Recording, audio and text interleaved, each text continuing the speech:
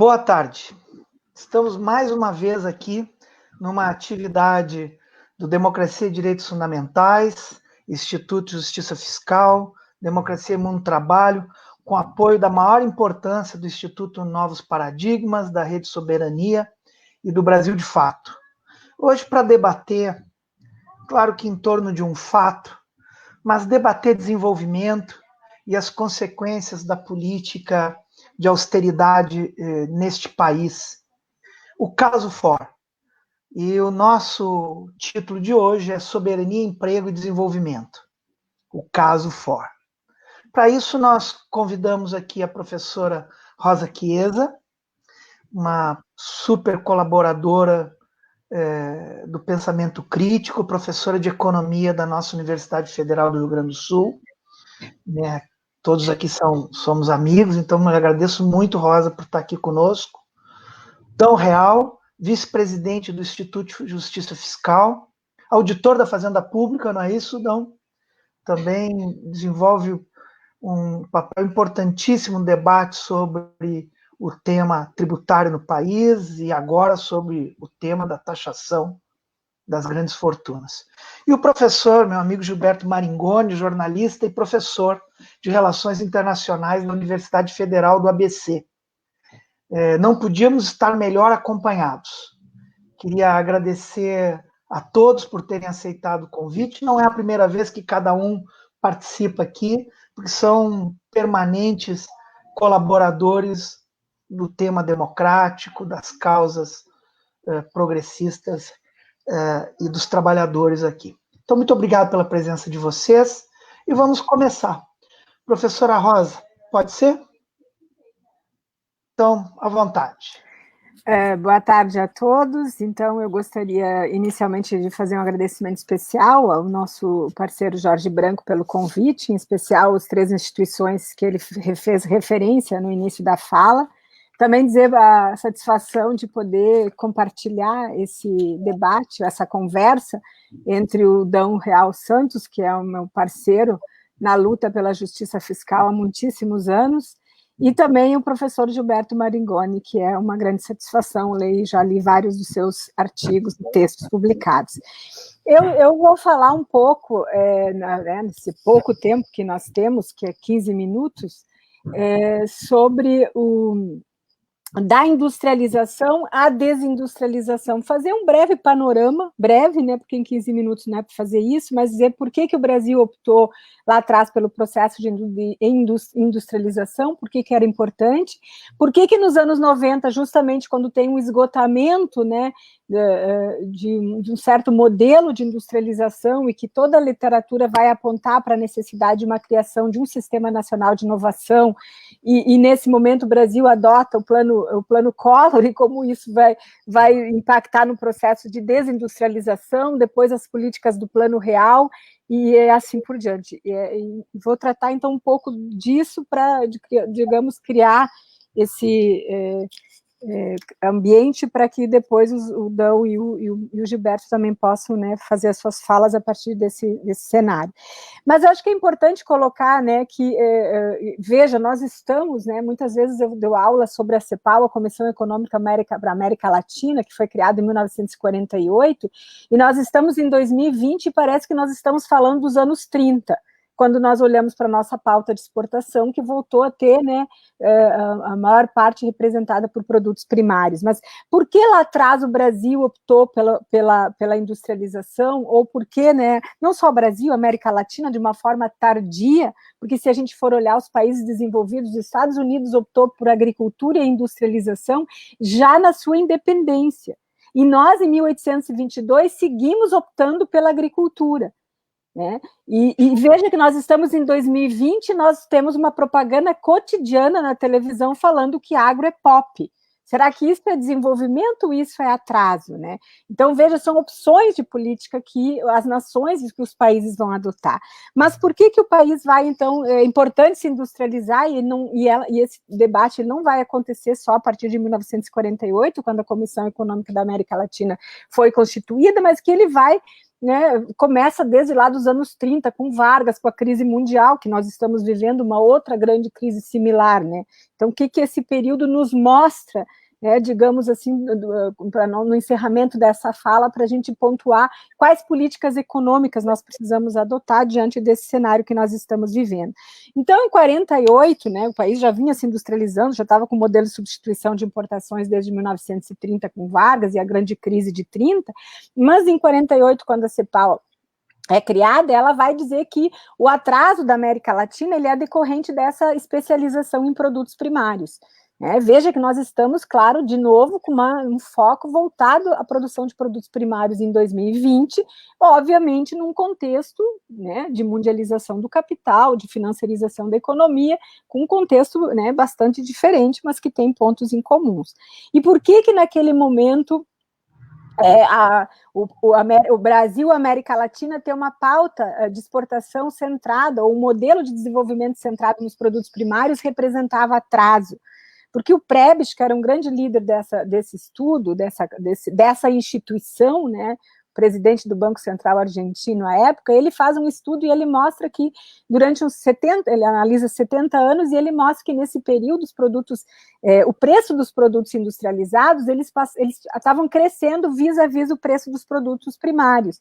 E isso fez com que houvesse uma deterioração das relações de intercâmbio, ou seja, cada vez mais os países em desenvolvimento, como o Brasil e outros países da América Latina, tinham que vender mais sacas de café, mais toneladas de carne, mais pescado, cerejas, no caso do Chile, da Argentina, para comprar o mesmo produto industrializado com tecnologia incorporada. Então, era preciso, sim, o país se industrializar. Bom, vou fazer um salto super grande, o Brasil se industrializou, nós começamos, né, nos industrializar produzindo primeiros bens de consumo não duráveis, o sapato, a indústria têxtil, depois passamos a produzir uma segunda etapa, produtos que exigiam um pouquinho mais de conhecimento tecnológico, né, a indústria automobilística nos anos 50 e 60, a produção de televisores, geladeira e assim por diante. E, por fim, nós completamos nosso processo de industrialização nos anos 70, quando a indústria brasileira vai produzir os bens de capital, as máquinas que são produzidas. Então, nós podemos dizer que o processo de industrialização se consolidou. Mas a pergunta é, né, e daí eu vou citar um autor, que é um cepalino, Fausto Zibra, ele vai dizer, sim, os países se industrializaram, o Brasil completou a sua industrialização por etapa, mas isso significa dizer que nós nos inserimos no cenário internacional como um país desenvolvido? Não, nós seguimos sendo, né, aquilo que ele vai chamar de a nova periferia.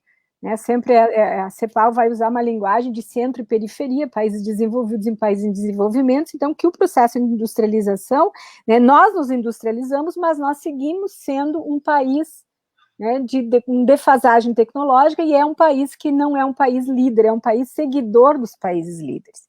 E por que isso está, né? Por que isso acontece? Né? Daí a CEPAL está, né, numa outra fase, esse órgão vai mostrar os estudos, mas principalmente o Fausto Zibra, quando ela vai discutir o tema da tecnologia nos anos 80 e 90.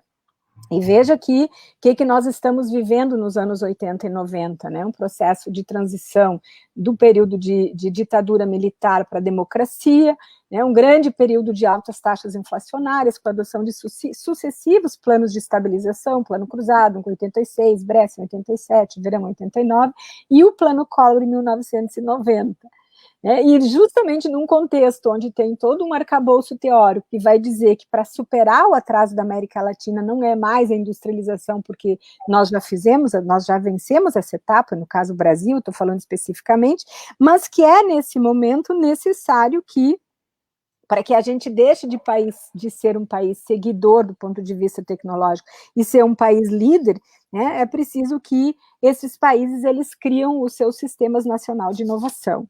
E esses sistemas nacional de inovação, com forte participação do Estado, principalmente o Estado liderando, as empresas, os institutos de pesquisa, as universidades e assim por diante.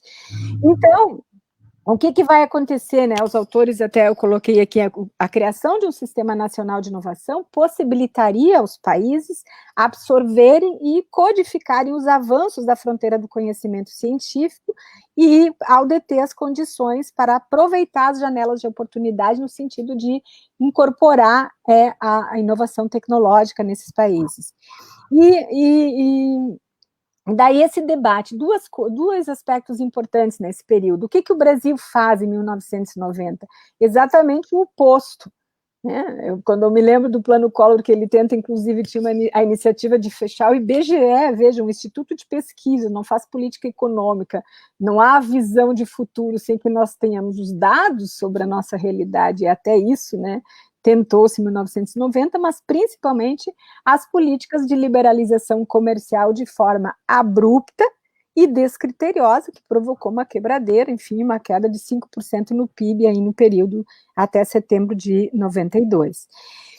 Mas, né, uma outra questão importante, né, além de mostrar que o Brasil, justamente no processo, quando ele começa o processo de desindustrialização, que é onde nós chegamos, e que muitos autores têm colocado, que é uma das razões pelas quais a Ford vai embora, que nós vamos falar um pouco mais disso no final, ele vai dizer o seguinte, que justamente nesse momento em que o Brasil, né, deveria, então, seguir, estou falando do ponto de vista teórico, né, sobre a questão, grandes investimentos em inovações tecnológicas, justamente para se transformar, deixar de ser um país seguidor para ser um país líder do ponto de vista tecnológico, né, o Fanzibra, ele também vai colocar que na América Latina e no Brasil, sempre nós tivemos dois grandes problemas, né, em relação àquele debate da vinda das empresas transnacionais ou as multinacionais, como é a Ford. E a Ford é um debate que foi muito, que ocorreu, né, recentemente no Rio Grande do Sul, e eu me lembro que nesse debate, muitos defensores diziam que a vinda da Ford representaria uma difusão de inovações tecnológicas. E o Fanzibra vai dizer, então, que ele diz, olha, na América Latina, a vinda dessas empresas, ela traz as transnacionais, as multinacionais, tem dois problemas. O primeiro deles é que essas empresas, elas usam tecnologias atrasadas da matriz, né? E utilizam tecnologias que já estão defasadas, obsoletas lá no seu país de origem, na matriz, e elas vem uma planta defasada para o país, para a periferia, para os países em desenvolvimento, e que, de certa forma, elas vêm depreciar essa planta que ainda não foi depreciada na matriz. E aí, de certa forma, ele vai dizer que a vinda dessas empresas, elas vão acabar reproduzindo o atraso tecnológico desses países.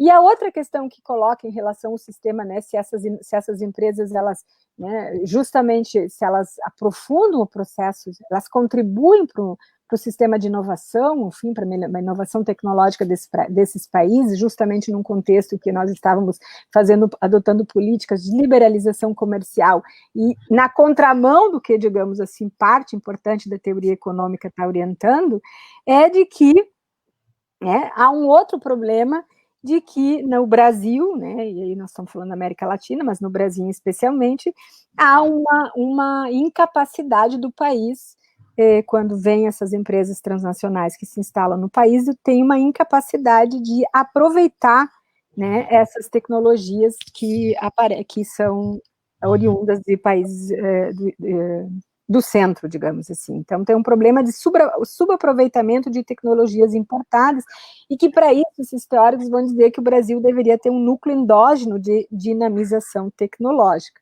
Tudo isso é literatura dos anos 90, mas o que o Brasil faz dos anos 90? Liberalização comercial, financeira, adota toda aquela política do consenso de Washington, né, e que tem várias pesquisas, né, que vão mostrar os efeitos perversos da adoção dessa política. Então, nós estamos falando de uma visão teórica do que está acontecendo, né, qual foi a política econômica que o Brasil vai adotar, principalmente no Plano Collor, num contexto de início do processo de desindustrialização no Brasil. Além disso, nós chegamos em 94 no Plano Real, que o Plano Real ele é muito difundido, recentemente teve uma comemoração, enfim, X anos do Plano Real. Ele foi muito exitoso no combate à inflação, mas ele explodiu a razão dívida-PIB, né? Em 94, a razão dívida-PIB era em torno de 22% do PIB, e atingiu mais de 50% em 2000, no ano de aprovação da Lei de Responsabilidade Fiscal. E também o Plano Real, ele trouxe outras consequências perversas, né, que foi justamente o desequilíbrio das contas externas, em função da política cambial, que estimulou as importações e desestimulou as exportações, ou seja, as importações cresceram mais que as exportações nesse período e gerou um desequilíbrio no balanço de pagamentos. E é nesse contexto em que o Brasil vai aprovar a Lei Candir. Né? A Lei Candir, ela não é uma mera lei que tem como objetivo equilibrar as contas externas, porque vai estimular as exportações, na medida que a Lei Candir desonera de ICMS os produtos primários exportados, né, a soja, o minério de ferro, outros grãos, retira o ICMS para que esses produtos cheguem mais baratos no cenário internacional e assim nós possamos ter mais competitividade, vender mais e ajudar no fechamento das contas externas do Brasil. A Lei Candir, ela é uma política, né, de subordinação desse modelo de desenvolvimento baseado numa economia primária exportadora. Ela vem uma orientação do Fundo Monetário Internacional. Eu sempre me lembro de um livro chamado Chutando a Escada, onde ele mostra quais foram as políticas, né, de desenvolvimento adotadas em todos os países desenvolvidos. E por que chutando a escada? Porque os países desenvolvidos, quando chegam no topo da escada, orientam aqueles países que ainda estão lá embaixo, no primeiro degrau da escada, a adotar medidas de política econômica opostas àquelas medidas que esses países desenvolvidos adotaram.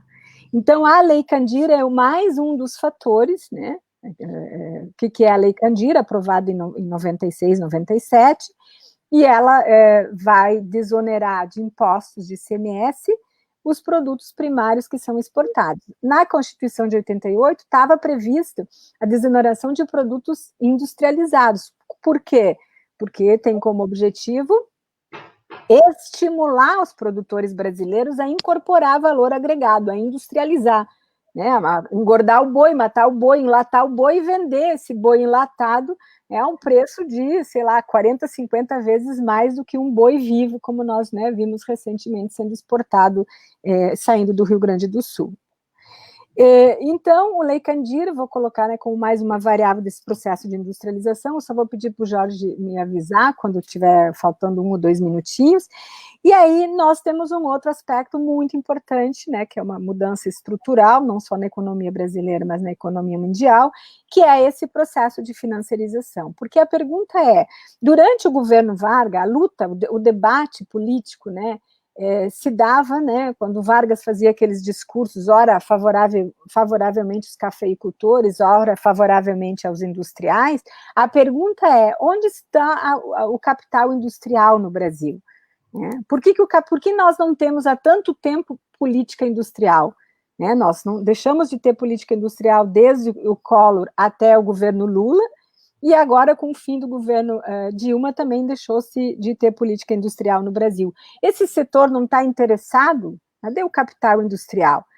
Porque nós vamos responder essa pergunta com o tema da financiarização da economia. E a parte do capital e do capital industrial de outros setores tem os seus ganhos, não só na forma de lucros, mas principalmente na forma de juros. Então, esse processo de financiarização da economia, que no Brasil passa pela dívida pública brasileira, é um outro processo que contribuiu e contribui até hoje para agravar também o processo de industrialização no Brasil. É verdade que muitos autores que estudam esse tema, eles dizem que esse processo de desindustrialização é natural, porque muitos países, à medida que eles vão subindo o topo, né, dos estágios de desenvolvimento, e como o setor de serviços ele vai tendo um papel mais importante na formação do PIB, né, que seria natural ter esse processo de desindustrialização, mas esse não é um tema consensual, é um tema polêmico.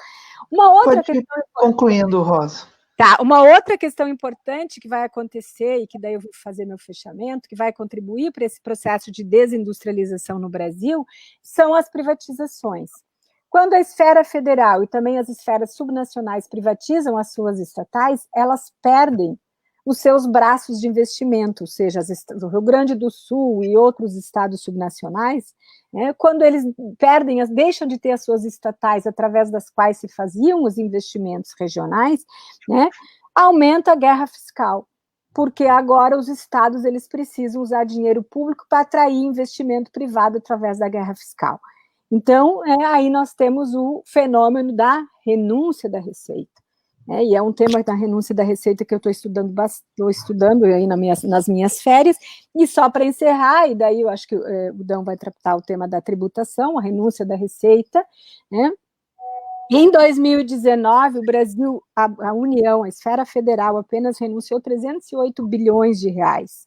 Isso significa para todos os setores, né? Não só para o setor automobilístico, está em 12º lugar, 6,6 bilhões, mas para que o ouvinte, né, ou o telespectador, tenha noção do que significa o montante dessa renúncia de receita de 308 bilhões, é 20% do total da arrecadação.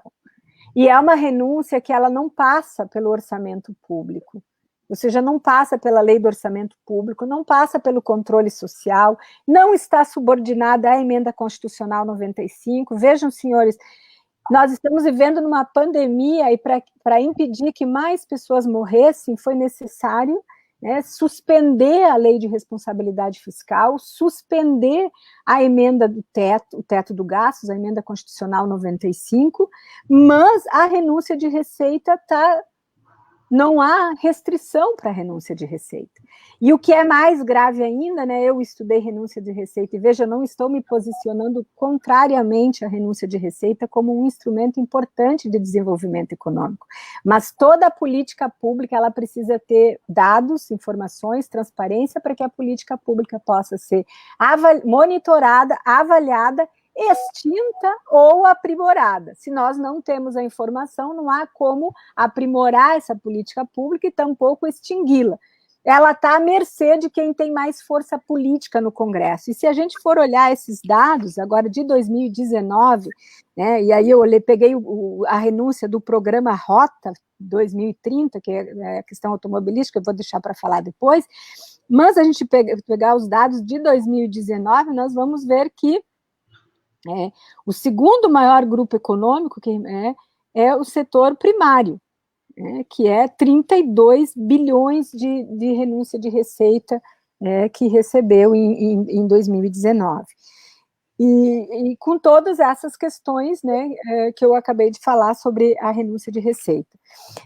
Depois eu complemento essa parte sobre o programa Rota, que é voltado especificamente para a indústria automobilística, porque esse tema da renúncia dos subsídios fiscais, ele envolveu, né, a saída da Ford, mas dizer que, depois eu complemento, então, para colocar qual é a saída, porque existe perspectiva de o Brasil, no atual governo, adotar uma política industrial, nós vamos seguir com aquele modelo de 1930, inclusive com um modelo que destrói o meio ambiente. E, nesse sentido, qual é o futuro do Brasil?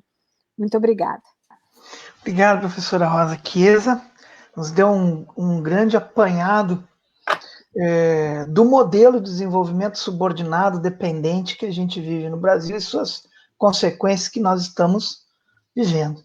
Recentemente, Dão, diretores, o presidente da Fiesp, aqui da Fiergs, comentando o processo de fechamento de empresas, não foi só a Ford anunciou agora na primeira semana de janeiro, mas já tinham fechado outras empresas. No mesmo dia, a IOC comunicou o fechamento de indústrias no Rio Grande do Sul, na área de alimentação, mas indústria. Mas, recentemente, diretores dessas entidades empresariais, portanto, da direção política da classe empresarial brasileira, disse que é preciso continuar a política de isenções e reformas do Estado. Qual é verdadeiramente o produto dessas empresas? São automóveis, alimentos ou são impostos? Dão, por favor. Muito boa provocação, Jorge. Em primeiro lugar, muito obrigado pelo convite. Cumprimento a Rosa, minha grande amiga do Instituto de Justiça Fiscal, dos cursos de Educação Fiscal e Cidadania. Cumprimento ao Gilberto também, uma satisfação poder compartilhar a mesa, né, com o Gilberto. Bom, depois dessa exposição da Rosa, a gente realmente fica evidente, né? Fica evidente que há um processo em curso, que é um processo de desindustrialização, isso aí não há a menor dúvida, né? E ele pode-se dizer que a Lei Candir foi o início deste processo de forma mais acelerada. Essa colocação que o Jorge traz, né? É interessante que alguns setores não perdem a oportunidade, não perdem nunca a oportunidade de defender, de continuar defendendo a redução do Estado, de continuar defendendo o esvaziamento do Estado, a privatização das políticas públicas, e vão sempre atribuir a saída de uma empresa ou um problema financeiro que uma empresa tenha ao sistema tributário. Não há a menor dúvida que vão fazer isso. Mas é também extremamente importante que a gente leve em consideração que o processo de desindustrialização do país, ele começa lá na década de 90, né, com a implementação das políticas neoliberais, do Consenso de Washington, ou seja, quando começa todo o conjunto de reformas que tinha por finalidade esvaziar o papel do Estado, é justamente nesse momento que coincide também com um processo de desindustrialização, onde a indústria passa a representar menos na geração de riquezas, né? E já chegou a representar 20% do PIB, e já estamos hoje praticamente num piso, né, de menos de 12% do PIB representado pelo setor produtivo industrial. E a maior perda de atividade industrial no Brasil, ela se dá nos últimos 6 anos.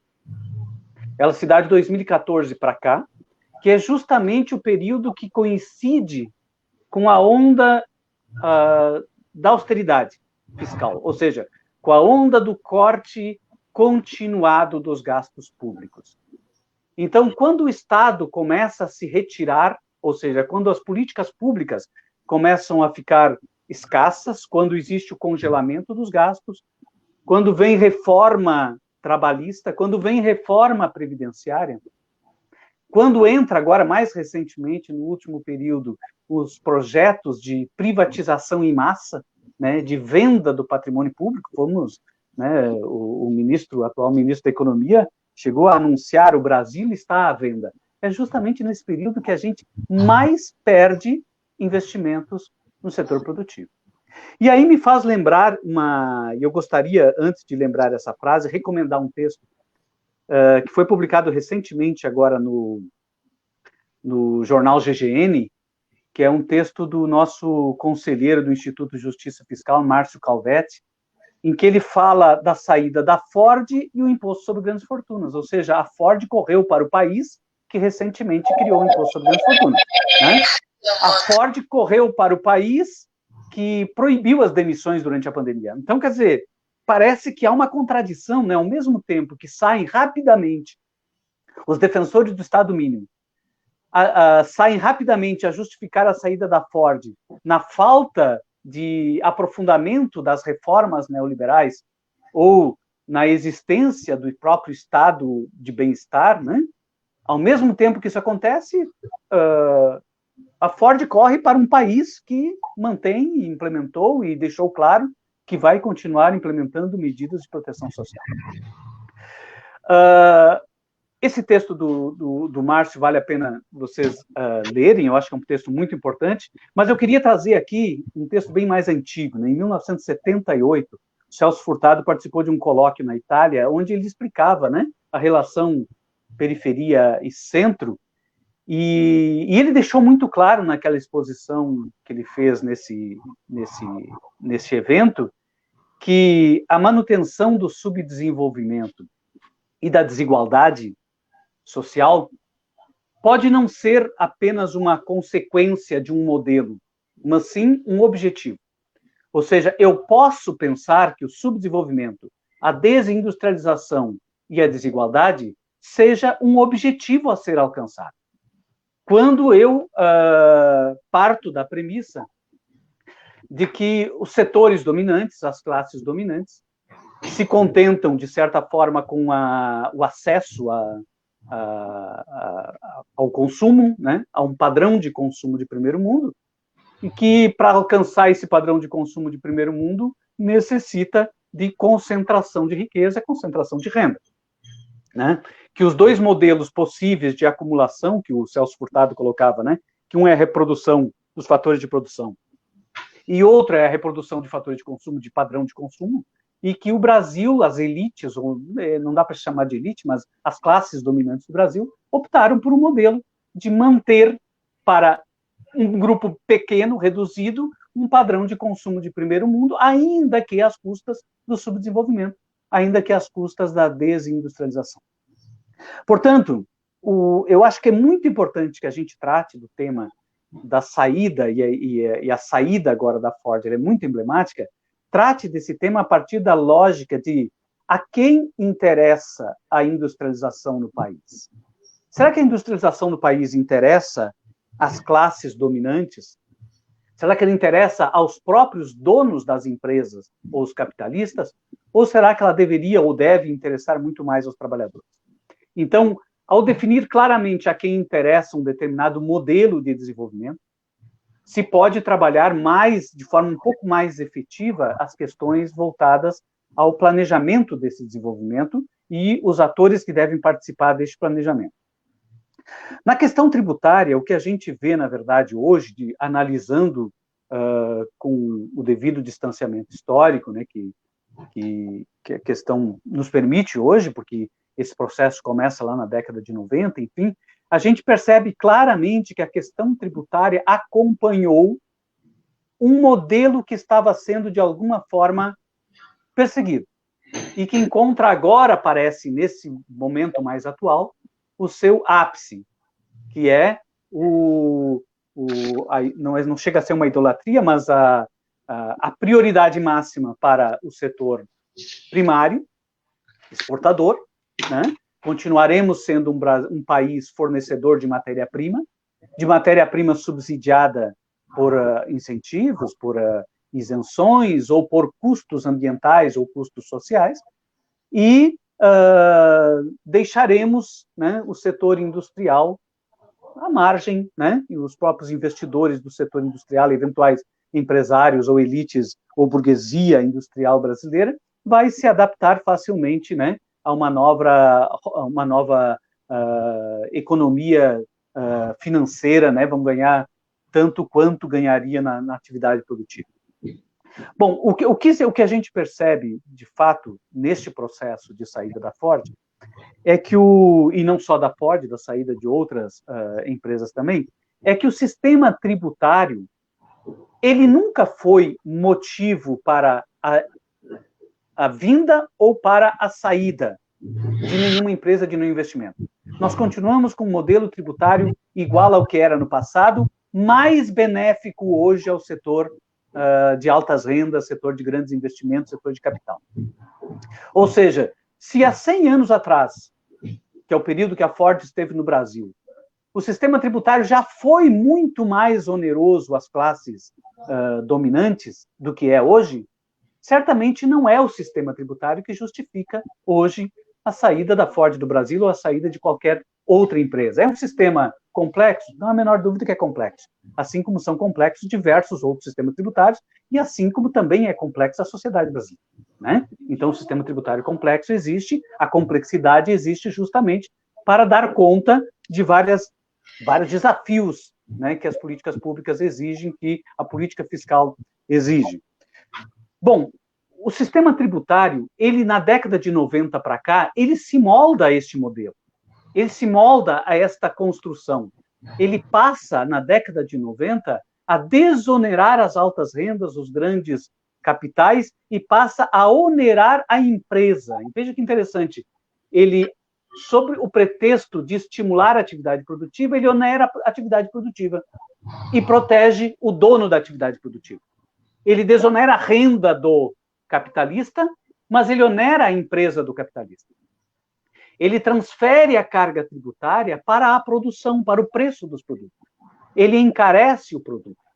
E encarecendo o produto, ainda que beneficiando o dono do fator de produção, o dono da empresa, ele, de certa forma, contribuiu para reduzir a atividade produtiva ou desestimular a atividade produtiva e estimular outro tipo de atividade com menos custos, né, com menos investimentos, enfim. Então, o sistema tributário brasileiro se tornou altamente regressivo na década de 90, ele desonerou cada vez mais as altas rendas, e ele continua assim. Qual é que seria um sistema tributário mais favorável à manutenção de investimentos? Bom, é importante que a gente não entre na armadilha de achar que a tributação sozinha é capaz de afastar, né, o interesse dos investidores. Com certeza não. Os investidores e o próprio argumento utilizado pela própria Ford para sair do país não tem nada a ver com tributos, tem a ver com expectativa econômica, tem a ver com perda de renda, tem a ver com falta de renda, falta de perspectiva de desenvolvimento econômico na base da sociedade, que permite construir e constituir novamente o mercado interno que nós já tivemos há pouco tempo atrás, né? Ou seja, não há expectativa de que isso retorne. Portanto, essa falta de expectativa é que faz com que o investidor, né, transfira o seu capital para outros países. Vejam, não estou aqui isentando de responsabilidade os empresários, né? Nós vamos falar rapidamente sobre isso daqui a pouquinho. O importante é que o que define se vale a pena ou não vale a pena investir num determinado país, ficar ou não em um determinado país, para quem enxerga no seu negócio, né, uma fábrica de lucros, a própria atividade econômica, são as próprias condições de renda das pessoas. Se elas não existem ou se não tem expectativa, não tem tributação ou não tem falta de tributo que será capaz de manter uma atividade econômica num determinado país. Para concluir assim, essa primeira exposição, tem um aspecto que não é levantado normalmente, que eu acho que é extremamente importante. Sim, existe uma responsabilidade de um processo de esvaziamento do Estado, que começa ali em 2016, mas que, a partir de 2014, ele já começa a ser sinalizado com a necessidade de ajustes fiscais, né? O ministro Joaquim Levy veio com toda aquela ideia de corte de gastos, enfim, ajustes fiscais, aquele processo de retirada do Estado, de esvaziamento das políticas sociais, de corte de investimentos públicos, automaticamente vem acompanhado de um movimento no setor econômico que é de perda de capacidade. Ou seja, o setor econômico começa a sentir a falta do recurso público. O setor econômico começa a sentir a falta de injeção de recurso público, né? Há quem diga que todo o gasto público é ativo privado, ou seja, se o público não gasta, o setor econômico perde, e isso automaticamente gira a roda ao contrário. Então, mas tem um aspecto que não é tratado, que é a Ford também tem uma responsabilidade muito grande. Afinal, a Ford, a cada centavo que ela recebeu de benefício ao longo dos 100 anos, ela tem uma dívida com a sociedade brasileira. O simples fato dela não ter expectativa de lucros num determinado momento já permitiria a ela fechar as portas e ir embora? Ou permitiria a ela levar o seu patrimônio embora daqui? Será que ela não é? Será que a sociedade brasileira não é credora de parte do patrimônio que a Ford tem no Brasil? Então, essas coisas a gente precisaria repensar do ponto de vista de Estado versus setor privado, né? A cada centavo de benefício fiscal concedido, a cada redução de tributo concedida, a cada benefício, a cada investimento feito pelo Estado para garantir um determinado negócio, um determinado local, há que se verificar a contrapartida. Enquanto a contrapartida não é totalmente satisfeita, parte do patrimônio daquele setor ou daquela empresa pertence à sociedade, ou deveria pertencer à sociedade, deveria se prestar contas antes de ir embora. Eu acho que esse aspecto existe uma responsabilidade em modelo econômico desindustrializador, modelo econômico neocolonialista, modelo econômico de entreguista, poderia ser assim dizer. Existe uma responsabilidade muito grande de quem controla, né, o Estado, o governo e as políticas públicas. Mas também há que se levar em conta que o setor econômico, ao aceitar ou ao exigir determinados benefícios, também estaria, de certa forma, aceitando ser devedor de algo para a sociedade e não poderia simplesmente fechar as portas e ir embora e deixar mais de 120 mil desempregados no país, em plena pandemia, em pleno momento onde todo mundo está correndo o risco, né, de perder a vida. Enfim, neste momento, pelo menos, isso não poderia ter acontecido. Obrigado.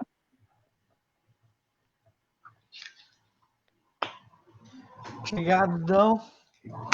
Professor Maringoni,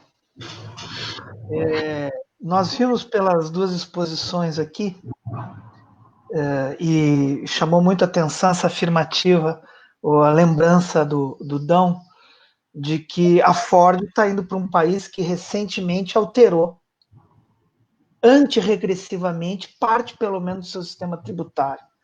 Então, as razões desta desindustrialização não são apenas endógenas, são também razões globais.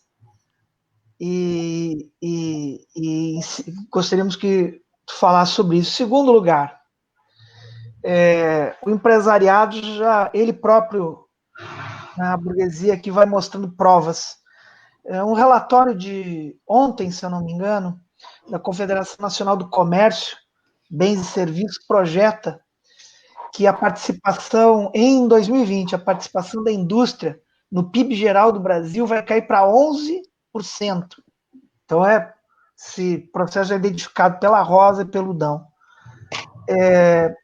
A desindustrialização é um processo, mas me parece que essa política absolutamente agressiva e virulenta do reacionarismo, do governo Bolsonaro, ela está sendo chave para essa etapa absolutamente agressiva do neoliberalismo.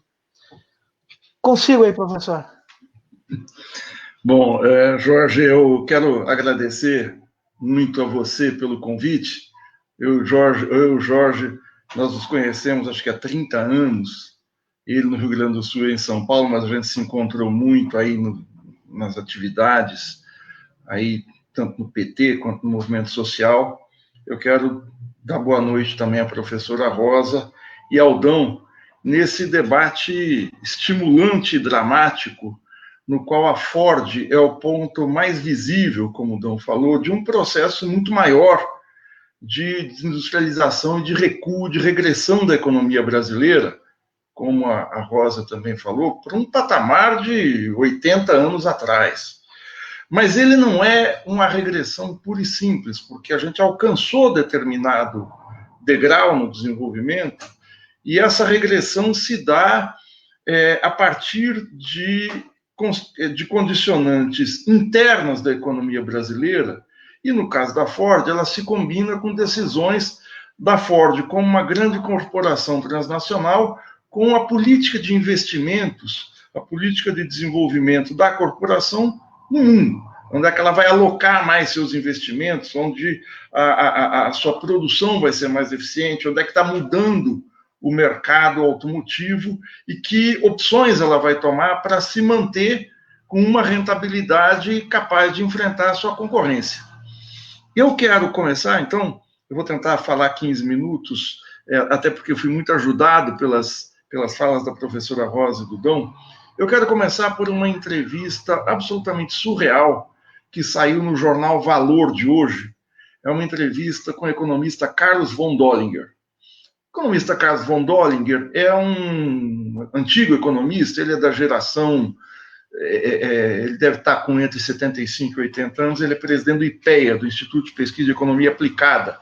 Ele é um economista aposentado do IPEA, e ele foi chamado para esse posto pela absoluta proximidade com o Paulo Guedes. Ele não é tão tosco quanto o Paulo Guedes, ao contrário, o von Dollinger tem trabalhos relevantes na área da economia, até alguns trabalhos de cunho desenvolvimentista feitos nos anos 70. Mas a entrevista dele é surreal porque ele diz o seguinte: nós, o Brasil, não temos condições, competências ou características para ter indústria de transformação aqui. Nós não temos que ter montadora de automóvel, nós não temos que ter indústria de motores, indústria eletroeletrônica, indústria de nenhum tipo. Nós temos que nos especializar.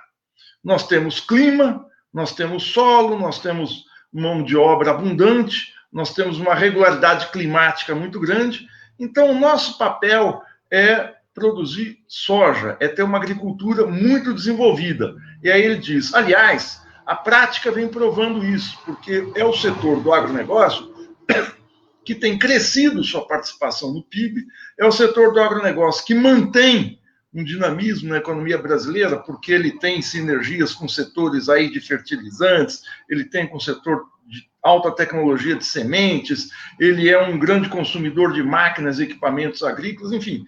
Ele diz que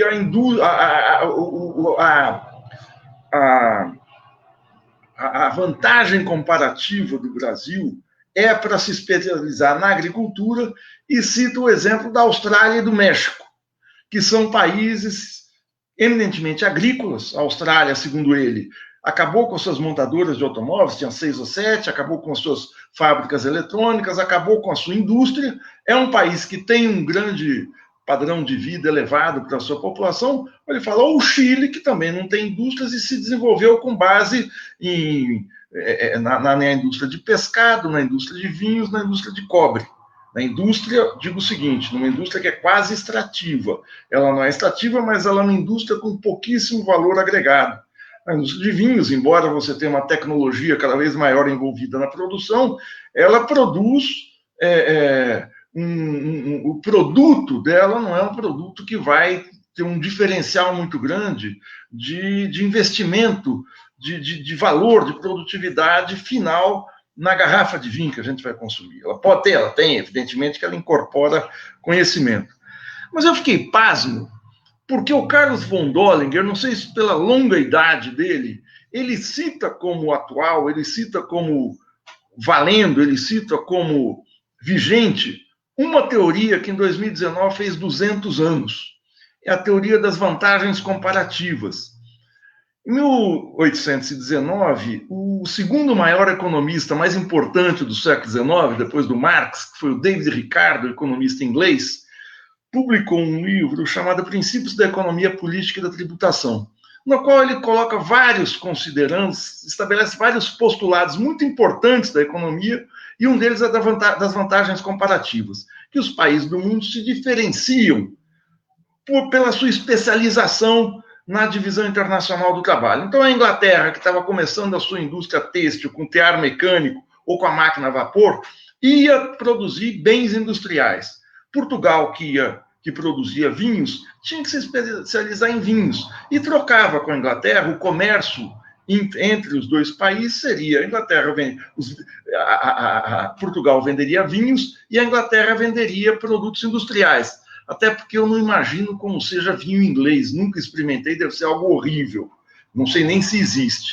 Mas a teoria das vantagens comparativas, ela foi muito refutada no começo do século XX pelos trabalhos do Keynes, do John Maynard Keynes, e pelos trabalhos dos desenvolvimentistas, do estruturalismo latino-americano, ou seja, para falar a linguagem de gente, citando aqui a professora Rosa, da Comissão Econômica para a América Latina, dos economistas latino-americanos, como Raul Prebisch, na Argentina, como Celso Furtado, no Brasil, como Oswaldo Sunkel, no Chile, que era o seguinte: não existe uma maldição divina que faça com que os países se especializem nessa ou naquela modalidade de produção econômica.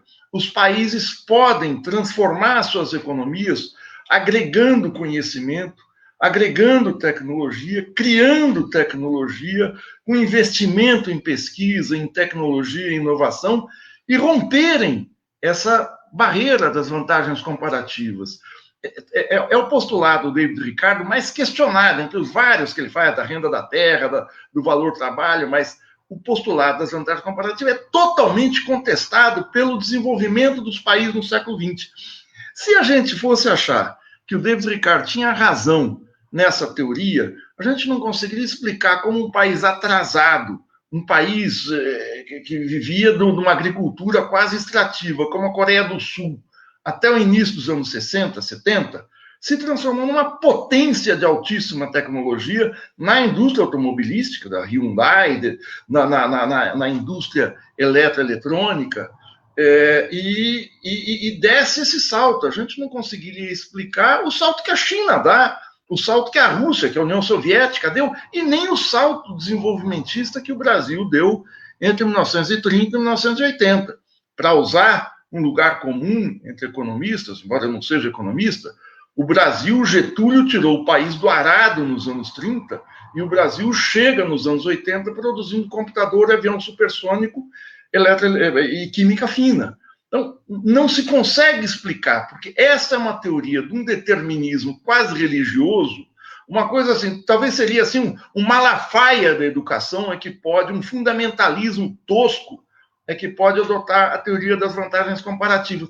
Essa teoria faz com que a gente se conforme com a saída da Ford do Brasil, com que a gente ache, não, é isso mesmo, nós não temos competência para produzir automóveis, nós não temos competência para produzir computadores. A gente não consegue explicar a Embraer, mas aí a Embraer é uma coisa mais enrolada, porque tem um Estado gastador, tem algum problema, mas a Embraer a gente pode sempre atacar. A Petrobras, que inventou uma tecnologia de águas profundas, tem que ser privatizada, porque é um cabide de emprego, é uma roubalheira. Sempre existe uma teoria para justificar o atraso.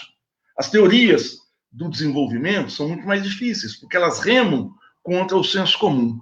O que acontece com a Ford, para a gente entrar no grão aqui do nosso debate? Como eu disse, existem uma série de problemas externos à Ford, externos ao país. Existe uma mudança muito séria acontecendo na indústria automotiva. A entrada, por exemplo, todo mundo está citando da Tesla, que é a empresa norte-americana de carros elétricos, daquele Elon Musk, aquele empresário sul-africano-americano, fundada em 2003, não tem 20 anos, já é a empresa automobilística de maior valor de mercado no mundo, de maior valor na bolsa do mundo. Não pelo que ela produz muito pouco carros, os carros elétricos ainda estão saindo de uma fase experimental, mas pelo que ela aponta de futuro no desenvolvimento de uma nova vertente da indústria automobilística. Mas não se trata disso só o que acontece. A gente também não sabe, existe algo que não tem sido comentado pelos analistas sobre a saída da Ford, é a mudança, não é só na indústria automotiva de transporte individual de caminhões, é na indústria de transportes no geral. Depois da pandemia, com o advento do teletrabalho, ou em português, com home office, a gente tem uma deslocalização do trabalho, quer dizer, eu não preciso mais ir ao Rio Grande do Sul e a Porto Alegre para debater com vocês, ninguém precisa ir a um grande escritório agora para trabalhar, todo mundo passou pela necessidade do isolamento social a ter que trabalhar em casa. Esse tipo de mudança é uma mudança não só no comportamento, mas que vai impactar a produção, que vai impactar o mundo do trabalho, de uma maneira que a gente não sabe avaliar, a gente está entrando agora nisso. Eu não preciso mais, para fazer uma palestra em Paris, em Melbourne, em Quito, em Assunção, eu não preciso mais tomar um avião e ir para lá. A gente faz palestras de gente, de pensadores, de ativistas, de coaches, enfim, do que for, no mundo, sem precisar me deslocar. E isso acontece nas grandes cidades. O que isso vai impactar o deslocamento dentro de uma cidade como Porto Alegre, São Paulo, Nova York, Tóquio, Pequim? A gente não sabe. Então, isso vai ter uma decorrência na indústria automobilística que não está sequer desenhada. Tudo bem, a gente pode conjecturar, a conversa vai ser muito boa, imaginar esse futuro. Mas de concreto, o que existe com relação à Ford? O que existe com relação à Ford, e aí a gente não pode fugir, é o que a Rosa e o Dão apontaram. É uma brutal contração do mercado interno brasileiro. Uma brutal contração que se dá não apenas no mercado automotivo, mas no mercado geral. A gente tem um encolhimento da demanda, ou seja, cada vez menos gente comprando coisas, cada vez menos gente com emprego estável, cada vez menos gente fazendo crediário. Ou seja, tem uma quebra na demanda, e isso tem uma marca. Isso foi 2015, foi o segundo governo Dilma, estabeleceu um corte na economia brasileira que marcou a entrada da segunda onda neoliberal, muito mais agressiva que a dos anos 90. Ali era necessário, e o passo para isso foi quebrar o valor da força de trabalho. O vários economistas neoliberais escreviam isso entre 2011 e 2014, dizendo o seguinte: os salários no Brasil, no governo Lula, subiram acima da produtividade, ou seja, a política, por exemplo, de valorização do salário mínimo não acompanhava o crescimento da economia brasileira, para falar um português mais claro. Os salários estavam, se a gente examina os acordos salariais, eles estavam subindo acima. O Levi, Edmar Baixa, vários Marcos Lisboa escreviam: é preciso flexibilizar o desemprego, quer dizer, é preciso aumentar o desemprego, que estava em 4% em dezembro de 2014, para algo acima de 10% ao ano. Por quê? Isso quem nos ensina é o Kalec, o economista polonês. O Kalec mostra o seguinte, que o desemprego disciplina a força de trabalho porque o trabalhador fica com medo de perder o emprego. Você dobra o desemprego, você faz com que o trabalhador não reivindique mais e você possa ir achatando o valor, a massa salarial no país. Aí isso é completado com a reforma trabalhista, que arrebenta com os sindicatos, enfim, mas se encolhe. O que acontece com o mercado especificamente automobilístico? Nós construímos, as multinacionais, em acordo com o Estado brasileiro, construíram uma capacidade instalada para a produção de 5 milhões de automóveis ao ano, e a evolução da produção se deu no seguinte pé. Entre 2010 e 2013, a gente produziu sempre alguma coisa em torno de 3 milhões e 500 a 3 milhões e 700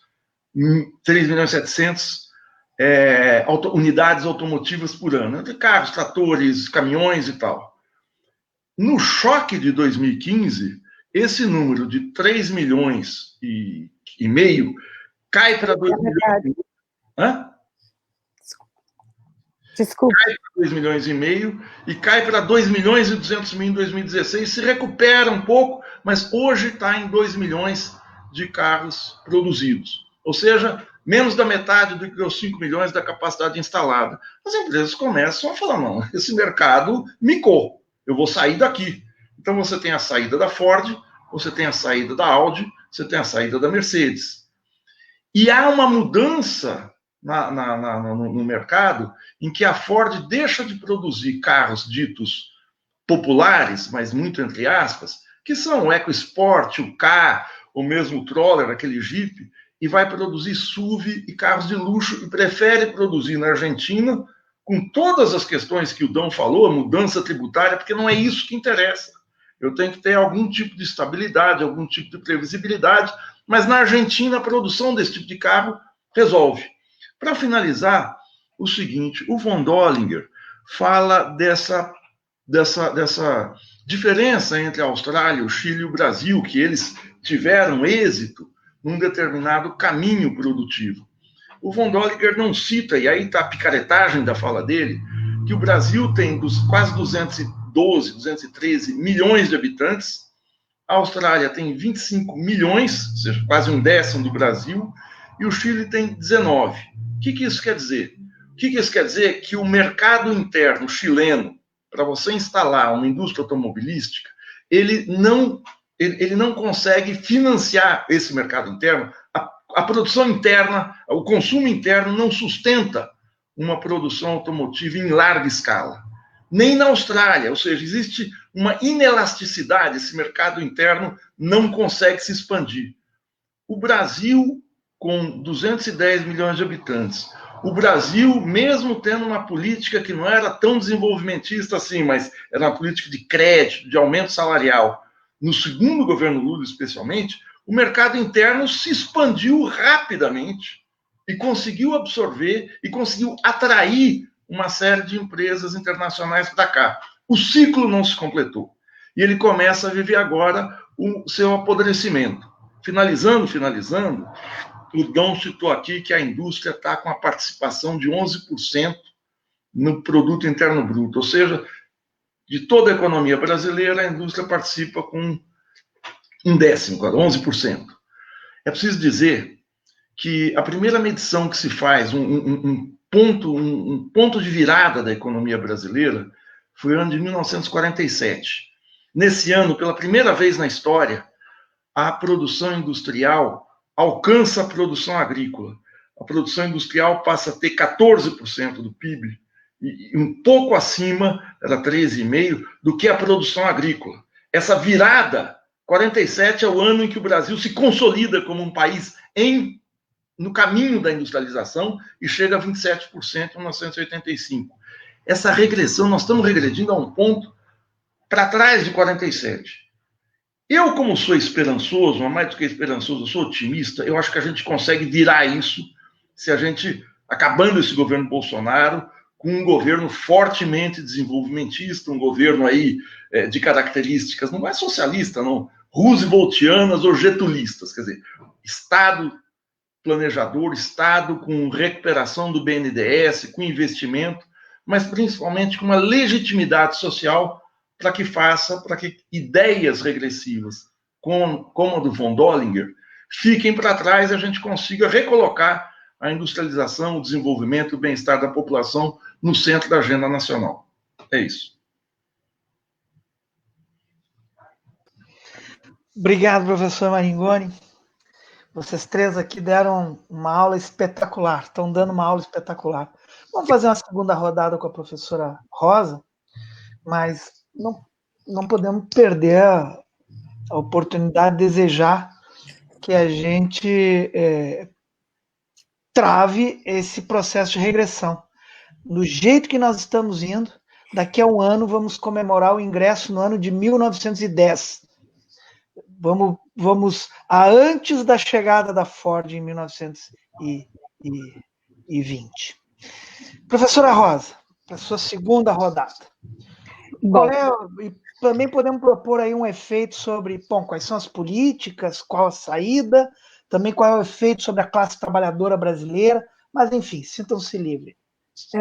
Eu queria considerar um aspecto bastante importante, que é fazer um gancho à fala do Dão, que ele vai linkar a adoção de políticas de austeridade fiscal com a redução dos investimentos no Brasil. Tanto o investimento público quanto os investimentos privados. Nós estamos vivendo hoje o exemplo de como, né, historicamente, todos os autores aí, que o Maringoni já colocou, o Estado ele desempenha um papel importante, ele abre oportunidades de negócio, ele não precisa ser dono da empresa, né? Ele fazendo investimento, criando instituições, tendo um presidente que não fale bobagens todos os dias, né, ele vai criar oportunidades de negócio. Mas dentro desse olhar aí de medidas, de políticas institucionais, de políticas fiscais que foram adotadas no Brasil, a partir de 2014, com o Levy, o corte de gastos, e depois a reforma da Previdência, a própria reforma trabalhista e a aprovação da emenda constitucional 95, eu queria retomar o tema da Lei de Responsabilidade Fiscal e o seu artigo 14. Eu espero que muitos trabalhadores da Ford estejam nos assistindo. E eu queria dizer a esses trabalhadores que no Brasil a Lei de Responsabilidade Fiscal e todas essas medidas de austeridade, elas foram cumpridas apenas o que se refere ao gasto público, né? Porque o próprio artigo 14 da renúncia da Receita, que eu vou dizer o que diz o artigo 14 da LRF, né? Há um descumprimento da Lei de Responsabilidade Fiscal por parte da União, em relação ao artigo 14, mas também tem um aspecto muito importante em relação às condicionalidades. Eu gostaria de perguntar aos senhores se vocês vão buscar recursos em algum banco para construir uma casa, enfim, como que um país, né, elabora determinados contratos e que não indica o nome do beneficiário, usando um artigo que aponta a questão da competitividade, da competição entre as empresas lá do Código Tributário de 1963, sem que se estabeleça condicionalidades. Primeiro, então, o artigo 14 da Lei de Responsabilidade Fiscal diz que a União, que os entes públicos, eles podem renunciar receita, que são as várias modalidades de receita pública, em duas condições. A primeira delas é de que o ente público pode renunciar caso ele não tenha o equilíbrio fiscal, não tenha superávit primário.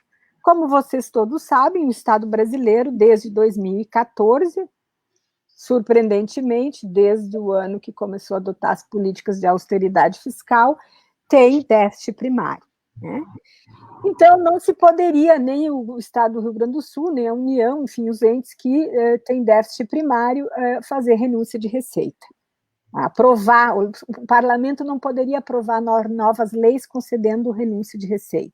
Ou gastos tributários, na linguagem, vou usar como sinônimos aqui, gastos tributários da Receita Federal. Mas essa mesma norma, ela diz também que caso o ente público ele está tendo desequilíbrio fiscal, ele pode renunciar, desde que ele imediatamente, a União, né, eu estou falando da União aqui, aprove aumento de alíquota de um outro imposto, altere a base de cálculo, ou seja, imediatamente, né, inclusive a lei que concedeu renúncia nessas condições, ela só pode entrar em vigor quando for adotada a medida que aumente a arrecadação para ter equilíbrio fiscal. Pois bem, isso não é cumprido no Brasil. Era interessante fazer um outro debate e a gente chamar os representantes, né, do Parlamento brasileiro, Congresso, Senado, inclusive tem bons economistas lá, para fazer, e com os políticos, para fazer essa discussão. Então, há um descumprimento, há crime, né, cometimento de crime de responsabilidade fiscal, lembrando que o processo de impeachment da presidente Dilma foi a utilização do inciso 3 do artigo 29 da LRF. Mas há vários outros artigos, inclusive o artigo que trata da Receita no artigo 11, o artigo também não é cumprido. E por que eu estou falando isso? Porque o artigo 11 diz que os entes públicos devem arrecadar os tributos de sua competência. Portanto, um dos impostos, né, que o Instituto Justiça Fiscal, e que tem essa campanha da tributação sobre os super ricos, é justamente o imposto sobre grandes fortunas, aquele que a Argentina acabou de aprovar e que atraiu a Ford. A gente sabe que não é isso, mas a Ford, a despeito de muitos comentaristas brasileiros falarem que é um problema da questão tributária, e não é, como disse o Dão, a Argentina aprovou e nem por isso a Ford deixou de ir. Então, aqui também há um cometimento de crime de responsabilidade fiscal por parte da União ao não instituir um imposto sobre grandes fortunas. Ok? E essa questão... além de abordar o tema do descumprimento da lei de responsabilidade fiscal, há uma questão muito importante da ausência de estabelecer condicionalidades a essas grandes empresas. No caso da Ford, né, é a crônica de uma morte anunciada, quer dizer, é preciso que, né, os sindicatos, as instituições, verifiquem esse contrato de renúncia de receita, porque os dados do próprio governo federal colocam que houve uma redução de 2,1 bilhões de reais em 2019, esse é um dado do orçamento de subsídios da União, está na página 10, só de redução de imposto de renda da pessoa jurídica e da contribuição sobre os lucros líquidos, relativo para ser gasto em pesquisa e desenvolvimento. Se de fato, né, é verdade, todos esses aspectos, as variáveis externas que o Maringoni colocou, que são fundamentais, né, que fazem com que essas empresas transnacionais se movimentam, mas, né, veja, o Brasil abriu mão desse montante de recursos. E isso, sobretudo, ocorre porque há uma fragilidade institucional, inclusive no âmbito do judiciário, do STF e da cidadania, dos trabalhadores. Por que nós permitimos que a lei de responsabilidade fiscal seja descumprida no seu artigo 14 no seu artigo 14 e também no seu artigo 11, né? Por que a classe trabalhadora não se mobiliza em relação a esses aspectos? Nós temos OAEB, CNBB, o movimento sindical, ou seja, está sendo cometido crime de responsabilidade fiscal.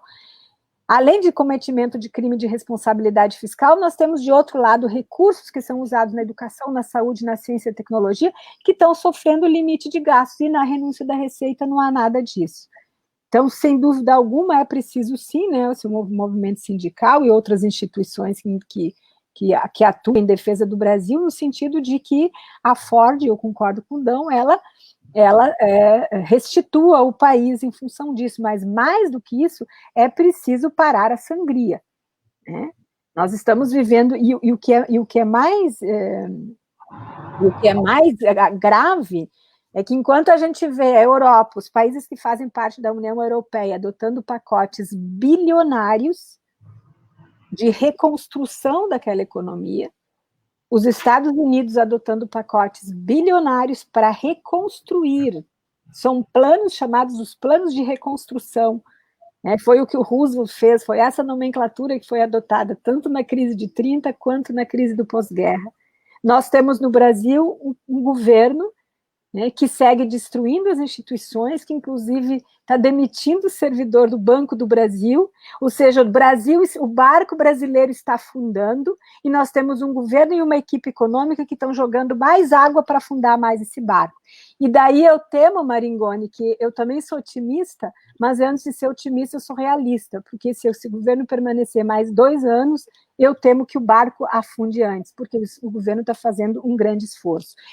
Todos os economistas que estão analisando a conjuntura internacional decorrente da pandemia, e o caso brasileiro não é só uma crise sanitária, é uma crise econômica e é uma crise política que começa em 1º de janeiro de 2015, quando o PSDB não aceita a sua derrota na eleição, uma crise política, econômica e agora a crise sanitária, ou seja, nós temos as 3 variáveis de crise, mas no resto do mundo, o que nós observamos? Os economistas estão apontando que, além desse plano de reconstrução nacional, é preciso a adoção de políticas públicas que conduzam políticas só na área da saúde,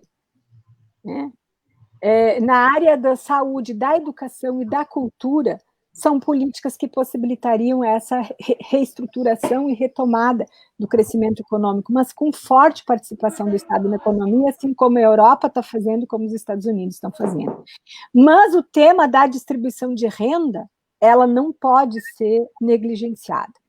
E aí tem o tema do imposto sobre grandes fortunas, nós precisamos cumprir a lei de responsabilidade fiscal, nós precisamos fazer distribuição de renda para garantir uma demanda agregada, um efeito multiplicador dessa renda e garantir demanda agregada, porque o mercado, as empresas não vão produzir se não tiver consumidor.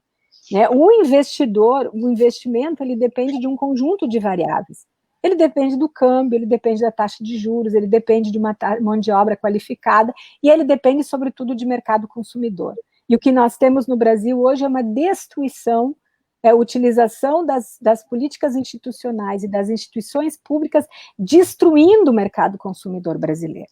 Então, uma outra questão importante no sentido de promover a distribuição de renda, e essa distribuição de renda, a concentração de renda, ela é nociva tanto do ponto de vista econômico quanto político.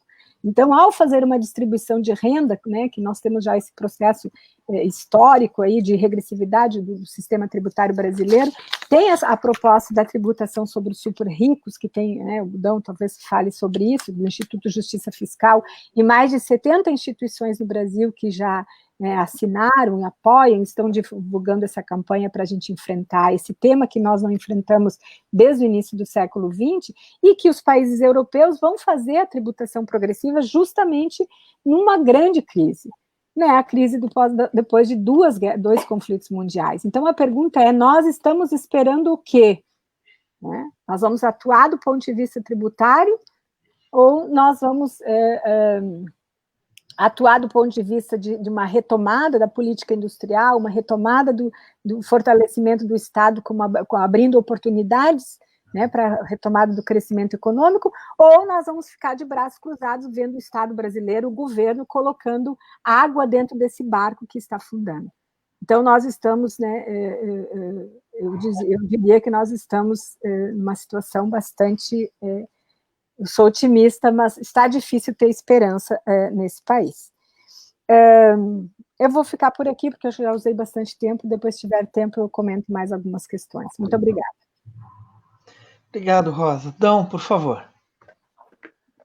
Bom, eu gostaria de abordar apenas algumas questões que eu acho que são relevantes neste momento a gente analisar, analisar em conjunto.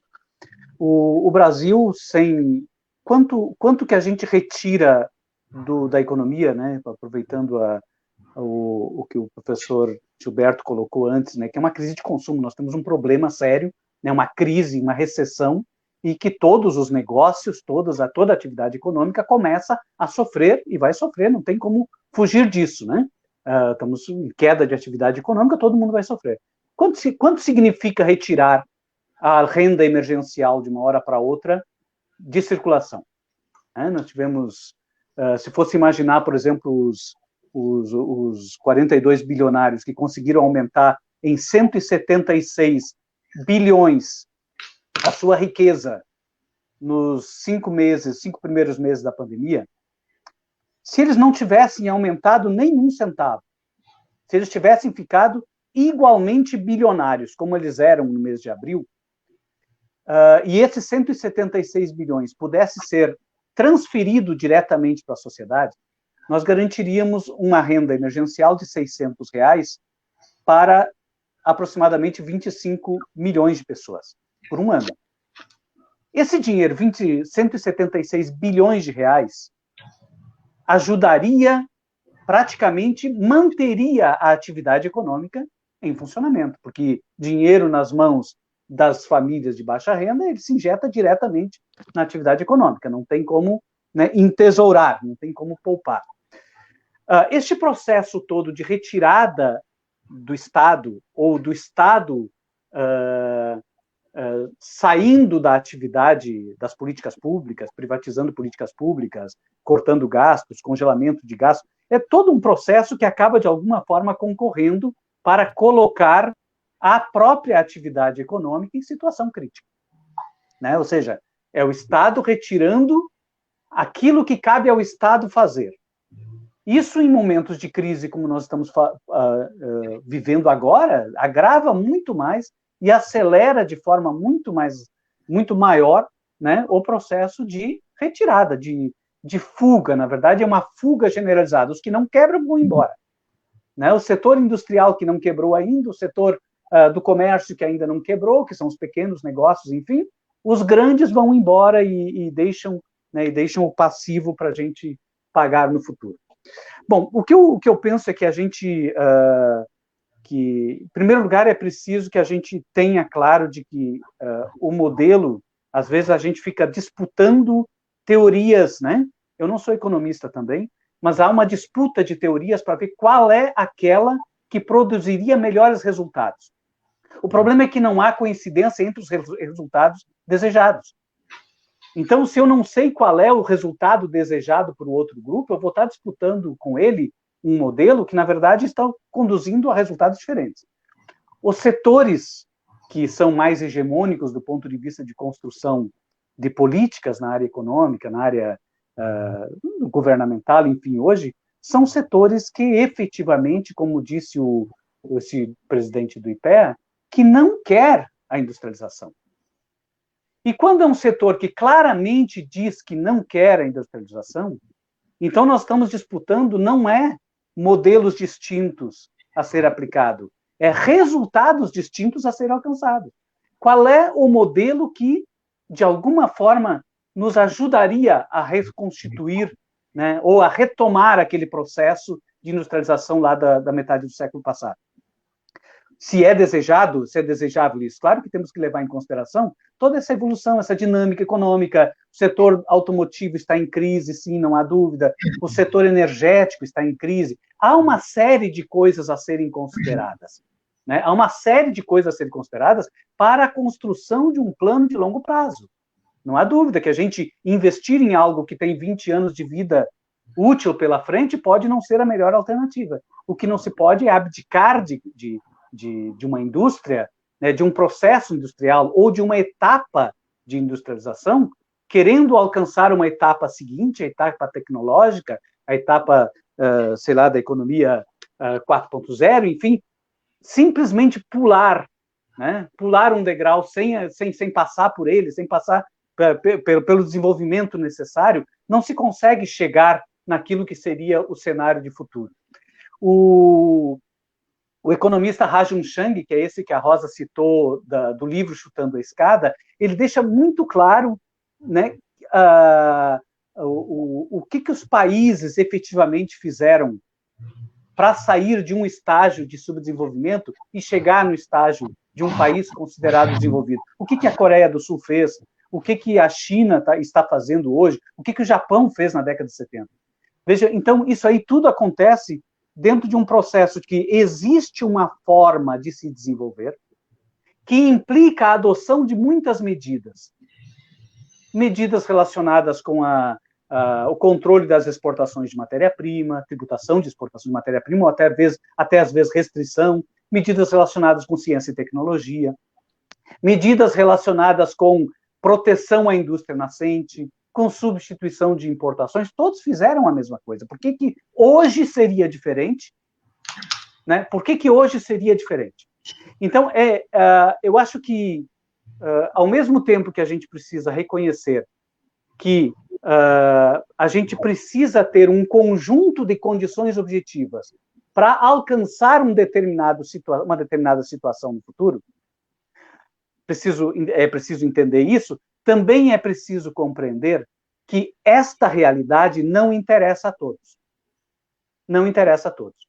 Esta realidade deve interessar mais ao setor do mundo do trabalho do que ao setor do mundo empresarial. Enquanto o setor do mundo do trabalho não se interessar mais pela empresa ou pela produção, né, industrial, ou pelo sistema de produção, do que o próprio empresário, quem determinará as condições de desenvolvimento do país vai continuar sendo os empresários, que nem sempre são empresários produtivos. São empresários que podem ganhar a mesma coisa no mundo especulativo. Então, o que é preciso, no meu ponto de vista, da gente conseguir avançar ninguém segura os países, de forma geral, exceto alguns países, eles acabaram, neste processo de globalização, ficando reféns do mundo corporativo, do mundo empresarial. E o mundo empresarial vai ou vem de qualquer país ao seu bel prazer. Vai ou vem a hora que bem entender, sem nenhuma regra estabelecida. Então, o que me parece que a gente precisa trabalhar do ponto de vista de reorganização da atividade econômica para o futuro é estabelecer aquilo que a Rosa falou das condicionantes, que é para o benefício fiscal, mas não é apenas para os benefícios fiscais. Os condicionantes, ou seja, o país, quando recebe um investimento estrangeiro, um investimento empresarial desses de grande porte, tipo Ford, tipo GM, tipo as grandes empresas internacionais, o país tem que ter regras claramente definidas que imponham responsabilidades, que impõem, de um lado, o país concedendo uma série de condições operativas para a empresa, sim, ele vai conceder. A principal delas talvez seja a educação. A educação pública é o principal fornecimento que a sociedade de um país produz e que coloca o trabalhador alfabetizado, formado, à disposição do capitalista. Quer dizer, existe uma série de fornecimentos que o Estado faz e que coloca à disposição do mundo empresarial, que vai desde o consumidor, renda, pessoas com renda, a reprodução da força de trabalho, a formação da força de trabalho, né? E chega até os limites das concessões de benefícios fiscais, quer dizer, é uma série de concessões feitas pela sociedade para que um determinado setor possa obter seus rendimentos, seus ganhos. O que não pode é esse setor não ter responsabilidade nenhuma. O que não pode é aceitar que esse setor possa entrar em qualquer lugar, explorar tudo que seja possível e ir embora simplesmente levando o seu patrimônio, né? Uma coisa é a pessoa vem, explora, mas deixa. Tudo bem, eu vou embora, mas eu vou deixar neste país e os trabalhadores podem reorganizar, o trabalho, o setor, a industrialização como processo, não se encontrou outra forma. A questão é que, historicamente, não se encontrou outra forma de agregar valor para além da atividade primária que não a industrialização.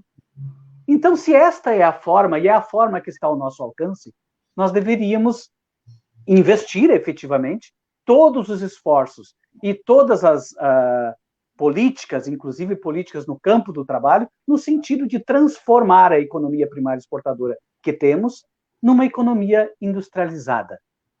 E se para isso é preciso garantir mercado primeiro, que se trabalhe no garantia de mercado. A começar pela garantia, por exemplo, hoje em períodos de crise, de renda mínima, de renda emergencial. Então, se a gente for pensar, por exemplo, qual é que é a saída hoje? Nós estamos, parece que num divisor de águas. Era um ciclo de reformas neoliberais avançando, uma crise econômica avançando, uma recessão violenta se aproximando e as reformas sendo feitas. Cada vez mais diminuindo o tamanho do Estado e cada vez mais a crise se aprofundando. Chega a pandemia e coloca como se fosse um divisor. Opa, temos que dar uma parada. Vamos repensar esse processo. Será que o avanço das políticas neoliberais não é causa deste processo de desindustrialização, de recessão econômica, de desemprego, enfim? Será que ele não é a causa disso, ao invés de ser a solução para isso, como estava sendo apresentado? Estava sendo apresentado, falta uma reforma ainda para o investimento vir. Ainda falta mais uma. Quer dizer, chegou a crise e nos mostrou, sem Estado morre muita gente. Sem Estado, nem a atividade econômica das pequenas e médias empresas sobrevive. Não são só as pessoas que perdem a vida. Pequenos empresários perdem negócios também. Então, sem o Estado, não tem como enfrentar. Se tu me permite, eu diria, sem Estado, até as grandes empresas vão embora. Exatamente, até as grandes empresas quebram.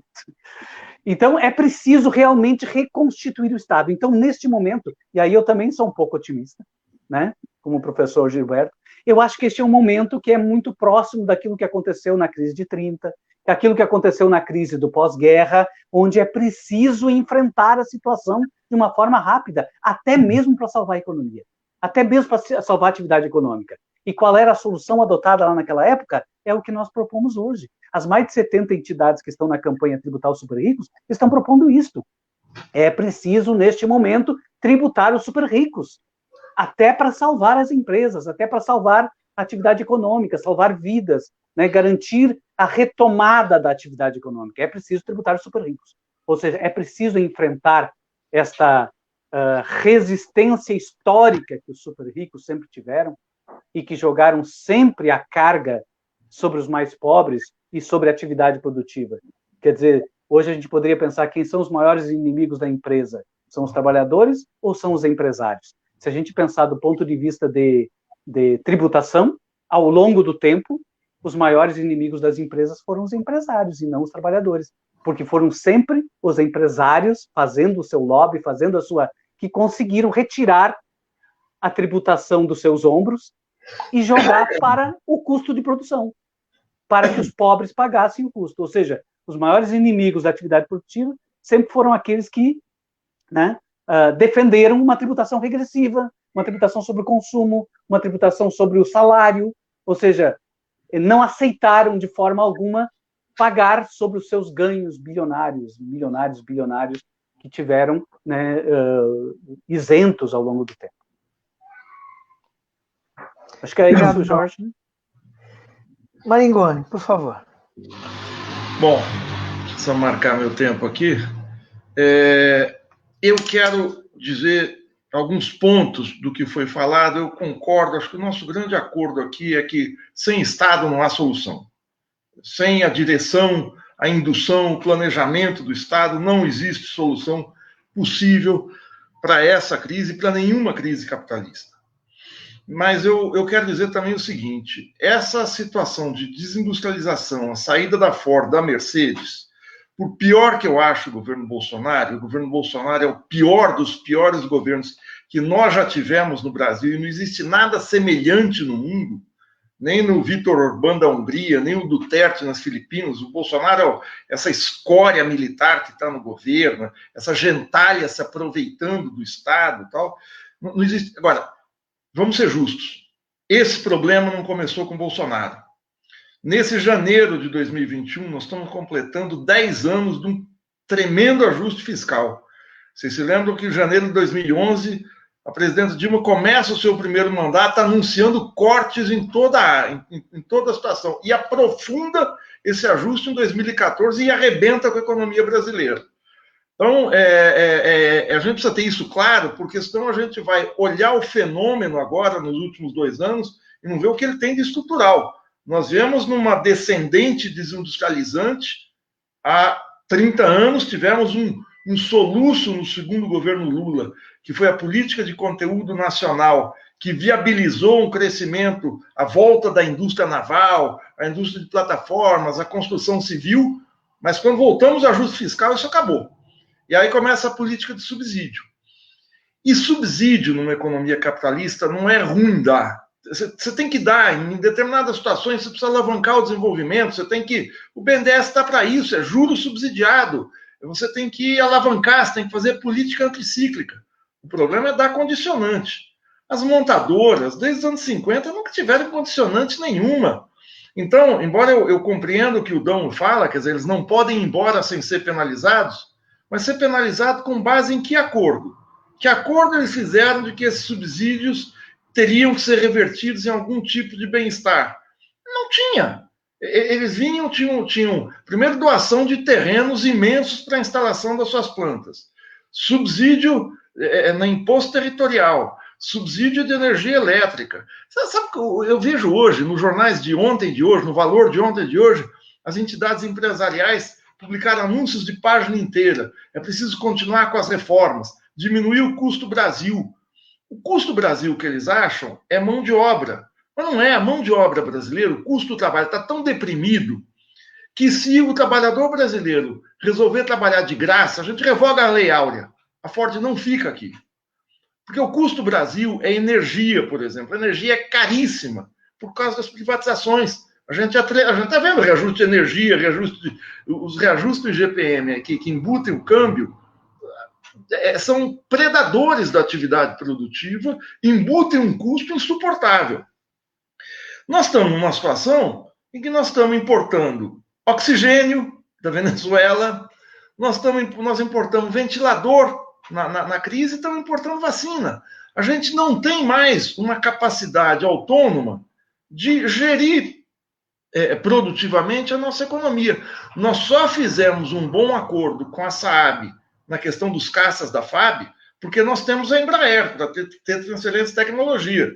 Sem a Embraer, a Saab ia vender avião para a gente ia lá, compra avião, eles embarcam a aeronave e colocam aqui. Graças à Embraer, a gente consegue ter um trabalho conjunto no desenvolvimento desses caças para as condições do espaço aéreo brasileiro. Quer dizer, o espaço aéreo sueco é diminuto, o espaço aéreo brasileiro, os caças, precisam ter uma autonomia de voo muito maior do que os caças suecos, os caças que operam na Suécia. Então, esse tipo de coisa é feito porque nós temos uma tecnologia autóctone aqui. Eu quero falar de algumas questões aqui do auxílio emergencial. Eu acho que o auxílio emergencial é absolutamente necessário por tudo que o Dão falou, porque ele ativa a demanda, ele tira as pessoas do desespero, ele alavanca a economia. O Brasil não mergulhou numa recessão pior ainda por causa do auxílio emergencial. Mas hoje, janeiro de 2021, nós não precisamos fazer nenhuma reforma tributária para dar auxílio emergencial. Tem que emitir dinheiro. O Banco Central tem que emitir. Aumenta a dívida pública. Não tem nenhum problema, nossa dívida pública não é alta. Isso do von Dolling e todos os neoliberais falam, vai passar de 100% do PIB. E daí a dívida pública do Japão é 180% do PIB, a da Itália é 140%, dos Estados Unidos é outro tanto. Nós emitimos dívida com a mesma moeda que nós usamos. Nós temos dívida com a moeda que nós emitimos. Não tem problema, emite. Depois vê o que faz. Alavanca a economia, faz a economia crescer, e depois você reduz a relação dívida-PIB, como, aliás, aconteceu no segundo governo Lula. Eu acho que a gente tem que usar esse exemplo do segundo governo Lula, porque não o Meirelles, mas a política fiscal do Guido Mantega foi uma política muito eficiente, que depois a Dilma deu para trás. Mas aquilo foi muito, muito importante. Sobre a lei de responsabilidade fiscal, eu não entendo até hoje, porque alguns dos entulhos do governo Fernando Henrique, lei de responsabilidade fiscal, lei geral de privatizações e outras legislações restritivas não foram ou revogadas ou modificadas em 13 anos de governos do PT. Por que manteve a lei de responsabilidade fiscal criminalizando as administrações que que queriam, progressistas, que queriam fazer investimento e ficavam com uma camisa de força, porque vai romper a receita corrente líquida, não sei o quê, não pode e tal. Foram amarras que foram aceitas ao longo desses 3 anos e que agora, numa situação de retração, mostram as suas dificuldades. Por fim, eu quero só dizer o seguinte: nós chegamos a ser o 8º maior mercado automobilístico do mundo. Vamos desabar disso. Estamos encolhendo o mercado interno. E eu fecho com o Dão aqui, que a reversão, quer dizer, nós podemos reverter isso. A teoria para isso, nós temos Celso Furtado, nós temos a CEPAL, nós temos tudo que foi construído no estruturalismo, e ao contrário do que se fala, isso não está superado, isso tem que ser atualizado. Nós temos um excelente, nos partidos progressistas, o PT tem um excelente corpo de economistas, aí na URGS, tem um núcleo de economistas desenvolvimentistas, a UFRJ, a Unicamp, as universidades, para fazer esse modelo contracíclico para a gente sair, mas a decisão central é política. Eu não sou totalmente pessimista, porque eu tenho 2 exemplos históricos que eu conheço, e já tive lá, e eu vou terminar com isso. Um é a Rússia, dos anos 90, que era um país que até as bases aéreas estavam sendo vendidas para brigadeiros, picaretas, que usavam os seus MiGs para dar volta para passear com o milionário europeu e pegava aquilo como dele. O que foi feito no setor de energia, na Gazprom, como aquilo foi leiloado, foi retalhado, e como a Rússia se recuperou. Posso ter críticas ao Putin, mas ao modelo de intervenção do Estado na economia ali, para as condições russas, ele deu show de bola. E a Argentina, de 99 a 2003, antes da chegada do Néstor Kirchner na economia, um país em autodissolução. Então, claro, eu não acho que isso esteja dado, como o von Dollinger deve achar, que Deus nos colocou essa desgraça. Mas eu acho que nós fomos capazes de construir uma coalizão progressista, que entre 2006 e 2010, eu estou pegando esse pedaço, porque acho que esse é o pedaço que vale a pena reivindicar, conseguiu dar uma virada, iniciar uma virada que depois foi perdida. Existem condições, existem forças, vou usar uma expressão antiga, forças vivas na sociedade brasileira, entre os trabalhadores, que foi falado, na universidade, na intelectualidade, nos ativistas de movimentos sociais, e espero, eu não tenho muita ilusão, que em algum setor do empresariado, mas eu acho que não, ele está tão apodrecido, ou seja, tão vinculado ao financismo, que eu não sei se ele vem hoje para um projeto de desenvolvimento. Mas eu acho que a gente tem que mudar, porque senão a gente vai fazer o quê? Esperar o país afundar? A Rússia ficou pior. Então vamos nessa. Quer dizer, nós estamos aqui, vamos tocar esse barco de um jeito positivo. Obrigado aí, gente. Obrigado, Maringoni. Nós temos já 1h37 da nossa conversa aqui. Então vamos fazer a rodada final, um pouco mais curta, para a gente fechar talvez nas 2 horas de live, que já é um tempo bastante grande. Mas eu acho e peço que, além de vocês fazerem, obviamente, a despedida, vamos tratar disso. É o bloco de forças que pode mudar, que nova classe trabalhadora está emergindo, porque isso que o Maringoni se refere como reivindicar um período da história de governos anticíclicos, bom, tem a ver com a existência de uma classe trabalhadora de fábrica, que deixa de existir com a extinção em série da indústria automobilística. Esse também é o anúncio para o futuro. Uma nova classe trabalhadora transformada vai ter que emergir como protagonista dessas mudanças. Então, para finalizar, a professora Rosa, depois o Dom, depois o Maringoni. Eu já vou agradecendo, eu acho que foi muito importante essa nossa conversa, e agradecer o Dão e o Gilberto pelas contribuições e pelo otimismo em relação ao futuro do Brasil, né, e que me faz lembrar, né, aquele jargão chinês que é na crise que surgem as grandes ideias, né?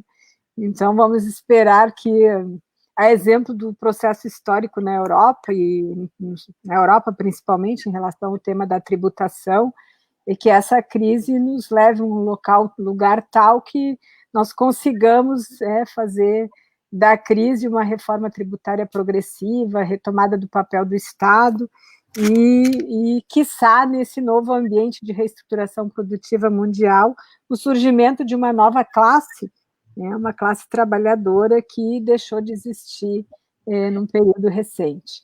E aí eu queria agradecer pela oportunidade e por ter compartilhado com o Dão e o Gilberto, e, sobretudo, quero agradecer pelo convite também, Jorge Branco. Obrigada. Obrigada, professora Rosa. Dão, por favor. Bom, também da mesma forma, quero agradecer essa oportunidade, né, agradecer o convite e essa honra de poder compartilhar a mesa com esses dois especialistas, né, no tema, no assunto. Eu acho que também concordo plenamente, o Estado não precisa arrecadar primeiro para depois gastar, o Estado pode gastar e deve, né, se endividar em moeda própria não é problema nenhum, é soberania, os limites são autoimpostos, são politicamente impostos, são ideologicamente impostos. Uhum. É importante, mas eu vejo também a necessidade da gente avançar na questão tributária neste momento, porque é um momento de divisão e talvez seja um momento raro que a gente tem de transferir parte do financiamento, né, do Estado para as camadas mais ricas da sociedade, né, que continuam lucrando apesar da crise, que continuam ganhando muito mais apesar da crise, né, e precisamos, sim, de forma urgente, sair da crise com num processo de retomada da agenda interrompida de construção de uma ideia de Estado social, Estado de bem-estar, Estado, né, que garante direitos. Antes que seja tarde demais, Existem muitas emendas ou projetos de emendas constitucionais no Congresso que acabam com o artigo 6º da Constituição.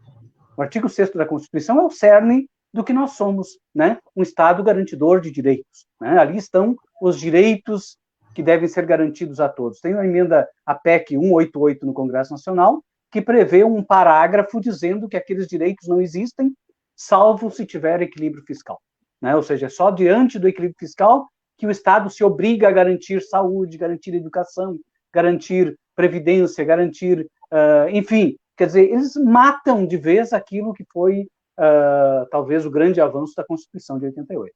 Portanto, é preciso que a gente encontre uma alternativa para não simplesmente sair da crise, mas para sair da crise interrompendo de vez esse ciclo, ou esse segundo ciclo de reformas neoliberais, e retomando o que ficou interrompido em 2016, que é retomando a construção do Estado de bem-estar. Por fim, eu gostaria só de chamar a atenção ou convidá-los, né, a conhecer a campanha Tributário Super Ricos, né? Nós temos as grandes entidades dos movimentos sociais do Brasil estão engajadas nesse movimento para que a gente construa uma alternativa parlamentar, uma alternativa política, ou que a gente construa alguma condição, as condições objetivas para modificar a agenda política do Congresso Nacional, para interromper o ciclo de reformas neoliberais e aprovar 8 medidas tributárias que transferem, né, ou que desoneram a classe trabalhadora, que desoneram as pequenas e médias empresas, mas que cobram mais tributos dos super ricos do país. Quem são eles? 0,3% da população brasileira, que a gente considera os super ricos, é que pagariam, né, mais tributos do que os demais. Os demais todos pagariam menos. E só 8 medidas aprovadas garantiriam um aumento de arrecadação de quase 300 bilhões de reais. É 2 vezes o orçamento da saúde, né? É 2 vezes. Garante praticamente, se quiser aplicar esse valor só na renda emergencial, neste momento, garante a renda emergencial, né, durante quase 2 anos, para o volume de pessoas que têm, no mínimo, 1 ano de renda emergencial, se for necessário. Essas medidas estão sendo apresentadas, são medidas de fácil implementação, vocês podem consultar elas lá no site do JF, ou no site das entidades participantes, né? Tributários Super Ricos, nós temos até uma tirinha produzida pelo Aroeira, né, muito simpática, da Niara, né, a Niara falando toda semana sobre tributários super ricos. Quer dizer, o objetivo da campanha é colocar o tema da necessidade de tributar mais os super ricos, que são subtributados historicamente no país, e que enriquecem, que se enriquecem cada vez mais, ainda que toda a população brasileira esteja empobrecendo, colocar esta mensagem na boca do povo e fazer com que a boca do povo seja ouvida no parlamento. Então, basicamente, o que a gente está querendo propor neste momento é uma grande mobilização social para que a gente consiga sair da crise com uma condição diferenciada em relação à qual nós entramos na crise. Nós entramos na crise da pandemia numa condição de esvaziamento do Estado, de retirada do Estado das políticas públicas, de um caminho acelerado de privatização das políticas públicas, e gostaríamos, ou estamos propondo, sair da crise com a retomada, né, da importância do Estado diretor, o Estado que reorganiza a atividade econômica, o Estado que projeta a atividade econômica para construir uma sociedade mais igualitária, uma sociedade mais com menos desigualdade social, com erradicação da pobreza, da marginalização, que promova o desenvolvimento, enfim, tudo aquilo que está lá na Constituição e que a gente está querendo impor. Nós somos os revolucionários constitucionalistas, né? O que a gente quer é cumprir, que se cumpra, né, a Constituição, os direitos sociais e se garanta o bem-estar social. Muito obrigado, Jorge, pela oportunidade. O Instituto Justiça Fiscal é parceiro dessas iniciativas e agradeço novamente a oportunidade, né, de poder compartilhar essa mesa com o Gilberto e com a Rosa. Obrigadão. Professor Maringoni. Bom, Jorge, eu quero falar de 2 pontos só e terminar rapidamente. O primeiro é o seguinte, eu acho que nós, da esquerda, vamos ter que vencer um contrabando ideológico que a gente incorporou. A gente, eu digo, não é todo mundo, mas que os governos lulistas, os governos petistas, incorporaram e a gente tem que jogar fora, que é o mito do equilíbrio fiscal. O mito de que você só pode gastar o que arrecada. O mito de que se você gasta mais do que você arrecadou, o céu cai sobre a sua cabeça, como naquele personagem no Vercingetorix, o personagem do Asterix. Não! Qualquer política de desenvolvimento se faz à custa de investimento, popularmente chamado gastança, ou mais popularmente à custa de rombo fiscal. O Roosevelt, se a gente estuda o New Deal foi uma política de rombos fiscais sucessivos. Qualquer política, o Juscelino, rombos fiscais para construir Brasília. Esse arranque desenvolvimentista, ele desequilibra, porque ele sai do prumo. E como é que você readquire? Qual é o conceito que a gente tem que ter? É de um equilíbrio fiscal dinâmico. O próprio crescimento econômico que me vai reequilibrar a economia num patamar superior, e eu vou romper esse patamar, e ela vai atingir um equilíbrio no próprio movimento de investimento e de crescimento que ela pode... Então, essa é a primeira coisa, é um grande debate que a gente tem que fazer, é romper o mantra do equilíbrio fiscal. A gente pode dar outro nome, porque senão o Jornal Nacional vai falar que a gente quer fazer buracos no orçamento. Não é isso que a gente quer um novo equilíbrio dinâmico. E o segundo, algo que foi colocado pela Rosa e pelo Dom, que é uma coisa muito séria. Qual é, e que você colocou, Jorge, qual é a classe social que vai sustentar isso? Eu fiquei aqui pensando enquanto você falava, agora eu falei, puta, qual é? Eu acho que nós não vamos ter uma classe operária fordista, até porque a Ford foi embora, para fazer o trocadilho. Nem uma classe operária mercedista, mas nós não vamos ter mais a classe operária fordista para sustentar. Nós vamos ter que ganhar com as maiorias dispersas, com as multidões, o poder de Estado, e alavancado no poder do Estado, a gente vai ter que fazer as transformações. Aliás, eu fico aqui pensando, que classe o Getúlio tinha, a não ser aqueles militares lá do tenentismo e tal, para alavancar a derrubada dos... Claro que ele fez acordos, mas a derrubada da oligarquia cafeira do poder, não tinha coalizão de classe, ele chegou com o sabre na mão. Claro que você tinha as massas, a classe média, armada, tal. Claro que eu estou simplificando. Mas você tem um momento que você tem que ter ousadia. Qual é a classe social, sei lá, as revoluções socialistas, qual é a classe operária que tinha na Rússia em 17 para fazer? A classe operária diminuta. Teve que fazer o grande aporte teórico do Lênin não é o que a gente vai fazer aqui. Aliança Operário Camponesa. Ele inventa uma classe de trabalhadores explorados com camponeses que são pequenos patrões, que são opostos. Essa é a sacada do Lenin. Pega duas classes, em tese, opostas, e bota para... Porque são pobres, porque querem pão, querem terra. Enfim, nós não vamos fazer revolução socialista, claro, mas eu acho que nós vamos ter que, novamente, ganhar o poder de Estado e botar o pé na porta. Não vai ter muita fórmula. Eu não sei. Quando eu fico pensando, por que eu sou otimista? Porque eu gosto de botar o pé na porta. É por isso. E assim a gente vai ter que ser.